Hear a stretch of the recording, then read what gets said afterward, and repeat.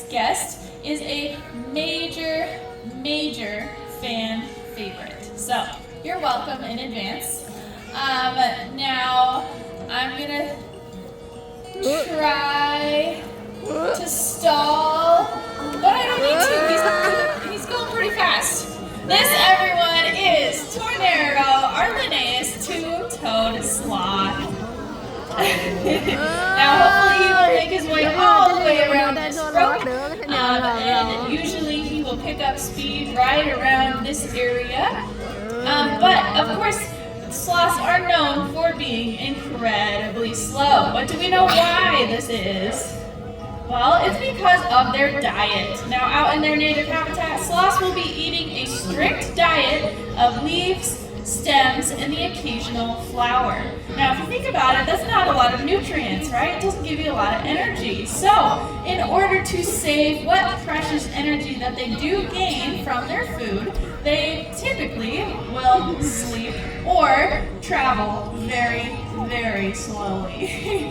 Now, of course, Tornero here at the San Diego Zoo gets a much healthier diet than just leaves and stems. He gets a very wide variety of vegetables, even more veggies than I eat myself. He loves eggplant, squash, zucchini, broccoli, cucumber, yam, jicama. I'm missing some, but the list goes on. So he's a little bit more active than maybe some of his wild counterparts. Now, a lot of people, of course, know that they're so slow, but the other thing sloths are known for is being upside down, right? Well, sloths spend almost their entire lives upside down. The only times that they are right side up are when they are born. They are really tiny and they'll actually hang out right on mom's tummy. They'll be right side up for a few months.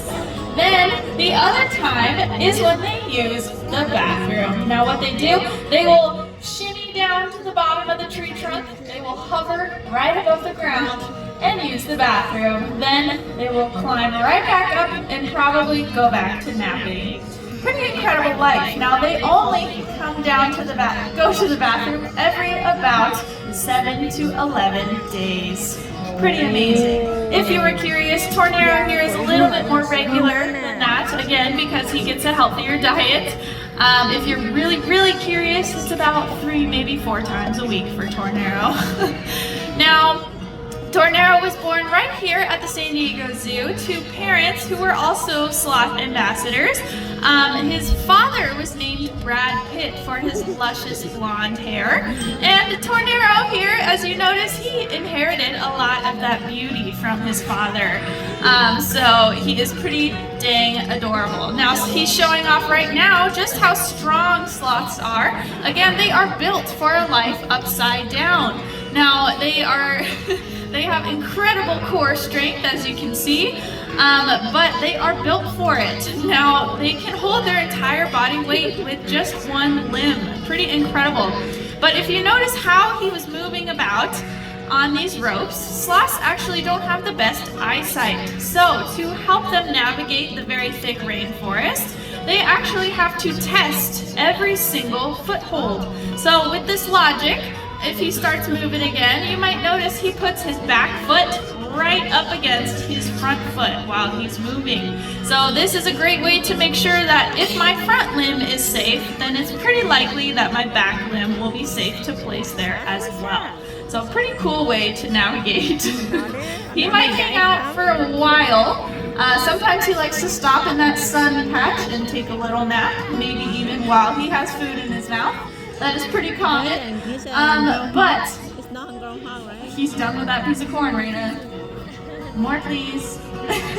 Now, he will probably hang out for a little bit longer, but let's do a golf clap for Tornero, our Linnaeus two-toed sloth. Now, that is because we are going to move right on along to our next guest. This is our superstar here at Wegeforth Bowl. This is Justine Beaver, everyone.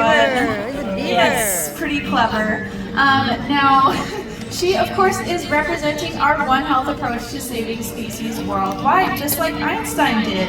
But she is not an apex predator. She represents this category by being a keystone species. Has anyone heard this term before? Keystone species? A couple hands. Perfect. Well, if you haven't, a keystone species, I'll pause. There we go. A keystone species is one that carries the weight of an ecosystem on their shoulders. They are keeping that food chain and ecosystem intact. So, if you're wondering how the beaver does this, it is by being ecosystem engineers. Now, of course, beavers are very well known for building dams, exactly. So by doing this, they are creating new waterways and new habitats for other wildlife in the process.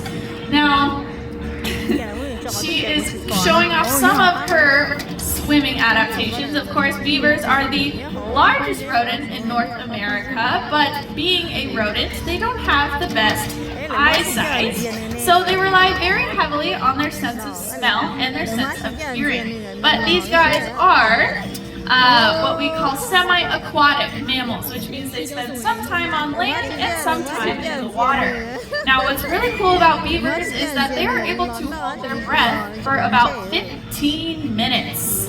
Pretty amazing. Now, she has quite a few adaptations to help her with the swimming. You might notice as she starts her laps, she actually only paddles with her back feet. Her front limbs just hang out. It's pretty dang cute. But that is because their back feet are actually webbed.